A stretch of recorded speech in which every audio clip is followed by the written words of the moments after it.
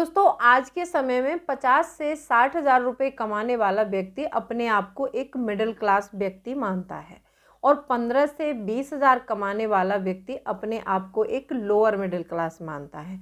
तो हम middle class से लोअर मिडिल क्लास की तरफ बहुत जल्द बढ़ रहे हैं। अब जो 50 हज़ार रुपये कमा रहा है वो समझता है कि मैं आगे जाके अमीर बन सकता हूँ, तो आज की वीडियो आपकी आंखें खोल सकता है।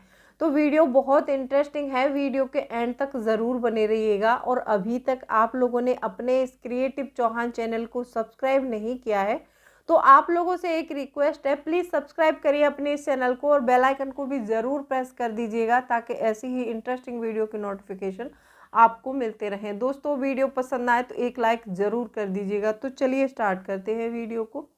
सबसे पहला पॉइंट ये आता है कि कोई व्यक्ति 50 हज़ार रुपये कमा रहा है तो वो अपने आप को एक मिडिल क्लास व्यक्ति मानता है, लेकिन ऐसा नहीं होता है। और जो 15 से 20 हज़ार कमा रहा है वो अपने आप को लोअर मिडिल क्लास में रखता है। अब ये मिडिल क्लास ट्रैप क्या होता है और हम इसमें फंसते कैसे हैं, मैं वो बताती हूँ आपको। यदि आप भी ये गलतियाँ कर रहे हैं तो ये गलतियाँ बिल्कुल बंद कर दीजिए।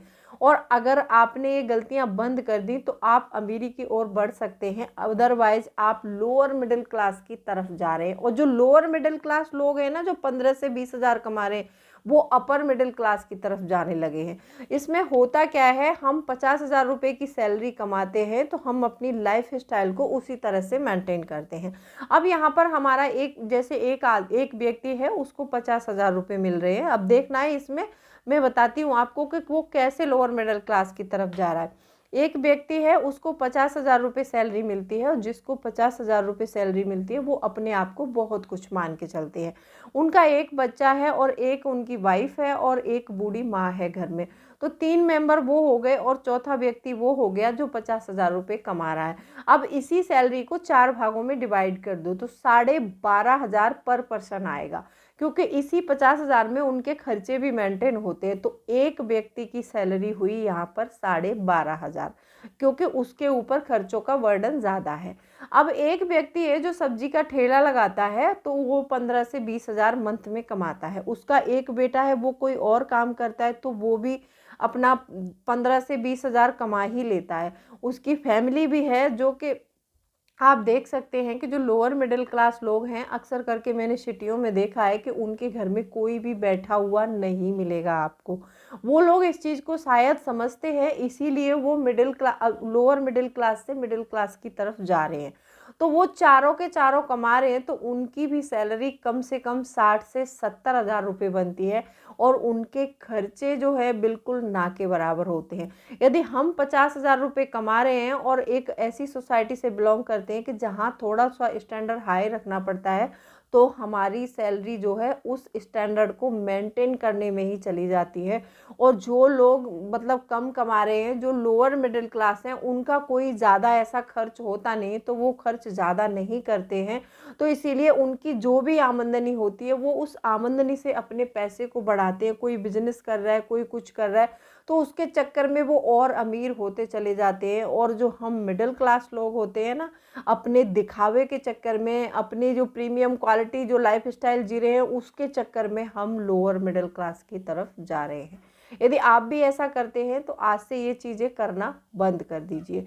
सबसे पहली बात आती है यहाँ पर कि फाइनेंशियल नॉलेज न होना। मिडिल क्लास व्यक्ति जो होता है, स्कूल कॉलेज में पढ़ाई करता है तो उस समय उसको ये पता है कि मैं मतलब अच्छी जॉब कैसे कर सकता हूँ। पढ़ाई के दौरान हमें यही सिखाया जाता है कि हम अच्छा काम कैसे करें, अच्छी जॉब कैसे करें, लेकिन हमें वहाँ पर कोई फाइनेंस से रिलेटेड ये नहीं सिखाया जाता कि खर्चे कम कैसे करने हैं, अपनी लाइफ स्टाइल को कैसे मेंटेन करना है, कि हमें इमरजेंसी के समय में अपने घर में सिचुएशन कैसे डील करनी है। ये सारी चीज़ें हमें नहीं सिखाई जाती हैं, लेकिन हमें ये सारी चीज़ें सीखनी होंगी, क्योंकि पढ़ाई हम सीख चुके हैं, हमें ये सारी नॉलेज अपने आप से गेन करनी होगी। तो सबसे पहली बात यहाँ पर ये आती है कि बहुत से लोगों का ये मानना होता है कि मतलब पैसे कहाँ से आते हैं और कहाँ चले जाते हैं उनको पता नहीं चलता है। तो सबसे पहले अपने खर्चों को ट्रैक करना शुरू करो और आपके जो भी खर्चे हैं उनको सबको एक डायरी बना के उसमें आप मेंटेन करो। आप कोई ऐप है, जो आजकल ऐप चल रही है, आप कोई टेक्नोलॉजी ऐप का सहारा भी ले सकते हैं। इसमें बहुत सारी ऐप हैं जो आपके खर्चों का हिसाब किताब रख सकती है। अगर आप वो नहीं कर सकते तो आप एक सिंपल डायरी रख लीजिए और पेन रख लीजिए और अपने आने वाले जो सारे खर्चे आप एक महीने के अंदर कर रहे हो उन सारे खर्चों को राइट डाउन करिए। अगर आप राइट डाउन करेंगे तो आपको पता चलेगा कि आपके खर्चे कितने हैं और आपकी आमदनी कितनी है, और यहाँ से आपको ये भी पता चलेगा कि आप कौन कौन से खर्चे ऐसे हैं जिनको एक्स्ट्रा कर रहे हैं और कौन कौन से खर्चे ऐसे हैं जिनको किए बिना आपका काम चल सकता है। तो अगले मंथ से आप वो गलती नहीं करेंगे। अगर आप भी ये गलती कर रहे हैं कि अपने खर्चों का हिसाब नहीं लगाते हैं, तो आज से ही अपने खर्चों और अपनी आमदनी का हिसाब लगाना शुरू कर दीजिए। दूसरा पॉइंट आता है कि हम थोड़ा मोड़ा बजट बना लेते हैं। कई बार हमने बताया है, कई वीडियोस में मैंने बात की है आपसे कि एक बजट बनाना चाहिए, लेकिन हम बजट तो बना लेते हैं, क्या रियल में उस बजट को फॉलो करते हैं? नहीं, हम उस बजट को फॉलो ही नहीं करते हैं। हमने थोड़ा मोड़ा बजट बनाया और हम सिर्फ उस बजट पर चल रहे हैं। इतने में हमारे पास कोई इमरजेंसी आ गई, फिर उस इमरजेंसी कैसे डील करना है हमें ये भी नहीं आता है। तो हम क्या करते हैं कि जो बजट बनाया होता है, बजट तो हमारा साइड में रखा रहता है और जो इमरजेंसी आ जाती है सारा पैसा हमारा उसमें चला जाता है। तो आपको ऐसे समय के लिए क्या करके रखना चाहिए, वीडियो के नेक्स्ट पॉइंट में बताऊंगी मैं आपको कि इमरजेंसी से हमें कैसे डील करना है। तो यहाँ पर आपको एक सख्त बजट बनाना चाहिए, जो बजट हमारा रियलिस्टिक होना चाहिए। रियलिस्टिक बजट वो होता है कि जो हमारी सारी सैलरी होती है उसके अकॉर्डिंग हमें बनाना होता है। और सबसे पहले हमें अपने बजट में वो सारी चीज़ें शामिल करनी है जो हमारी रोज़मर्रा की लाइफ में करनी बहुत ज़रूरी है। जो ऐसे खर्चे हैं कि जिन खर्चों के किए बिना हमारा काम नहीं चल सकता, वो सारे खर्चे हमें अपने फर्स्ट प्रायोरिटी में रखना है। और कुछ खर्चे ऐसे होते हैं कि जिनको हम पोस्टपोन कर सकते हैं, तो उन खर्चों को हमें अपनी सेकंड प्रायोरिटी में रखना चाहिए। और कुछ खर्चे हमारे पास ऐसे होते हैं कि जिन खर्चों को हम कभी भी ना करें तो भी काम चल जाएगा, तो उनको आप थर्ड प्रायोरिटी में रखिए। अगर आप ऐसा कर पाएंगे और एक रियलिस्टिक बजट बनाएंगे और उस बजट पर आप चलेंगे तो आप ज़रूर अमीर बन सकते हैं। आप ये गलती बिल्कुल मत करना कि बजट बना लिया है फिर भी इमरजेंसी से कैसे डील करना है, कैसे सिचुएशन से डील करना है, ये सारी चीज़ें आप बिल्कुल मत करना। इनको सबको समझ के चलना है। तो वीडियो के एंड में मैं बताऊंगी आपको कि इमरजेंसी से कैसे डील करना है, कैसे इस पैसे को बचाना है, कैसे मेंटेन करना है, ये सारे पॉइंट मैं आपसे डिस्कस करूंगी। तो वीडियो के एंड तक ज़रूर बने रहना। नेक्स्ट पॉइंट आता है कि अपनी जॉब टाइम से चेंज नहीं करना। देखो, आजकल एक मिडिल क्लास फैमिली का बच्चा कहीं भी एक हायर एजुकेशन लेके वो 25 से 30 हज़ार रुपये की नौकरी करता है। अब उस 25 से 30 हज़ार रुपये की नौकरी में बहुत जल्दी पेमेंट बढ़ने की कोई चांस नहीं होते हैं, लेकिन एक महंगाई जो है वो हर साल बढ़ जाती है। पेमेंट आपका हर साल इतना नहीं बढ़ता होगा जिस कदर महंगाई हर साल बढ़ती है। तो यहाँ पर आपको अपने आप को अपग्रेड करना है, अपनी स्किल्स को भी बढ़ाना है और आपको टाइम से अपनी जॉब को चेंज करते रहना है। आपको लगता है कि एक जगह सैलरी सही नहीं मिल रही है तो आप अपनी जॉब चेंज करके दूसरी जगह अच्छी सैलरी पा सकते हैं। अब यहाँ पर आपको एक चीज़ और करनी है, आपकी जो सैलरी जो बढ़ेगी, जो भी सैलरी आपकी बढ़ेगी, तो वहाँ पर आप अपने खर्चे नहीं बढ़ाएंगे, अपनी लाइफ जो है लाइफ स्टाइल को मेंटेन नहीं करेंगे। आपको यहाँ पर करना है, एक काम करना है, ये ध्यान से सोच समझ के कीजिएगा, आपको यहाँ पर इन्वेस्टमेंट को बढ़ाना है। बहुत से लोग ऐसे होते हैं कि जैसे ही उनकी सैलरी बढ़ती है तो वो अपनी लाइफ स्टाइल को मेंटेन करते हैं, एक प्रीमियम लाइफ स्टाइल जीने की कोशिश करते हैं। तो आपको ऐसा नहीं करना है। यदि आप सैलरी बढ़ने के साथ में आप अपनी लाइफ स्टाइल को बढ़ा लेंगे तो आप हमेशा मिडिल क्लास भी नहीं रहोगे, आप लोअर मिडिल क्लास में चले जाओगे। तो यहाँ पर आपको बढ़ाना है अपनी इन्वेस्टमेंट को। जब हम इन्वेस्टमेंट करते हैं तो जो हमारा पैसा होता है ना, वो हमारे लिए काम करता है।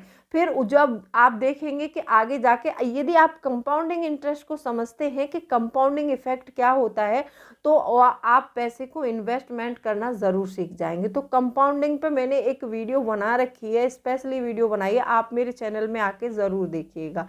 तो आपको जब भी आपकी सैलरी बढ़े तो आपको लाइफ स्टाइल को नहीं बढ़ाना है, आपको अपने जो है इन्वेस्टमेंट को बढ़ाना है। ठीक है।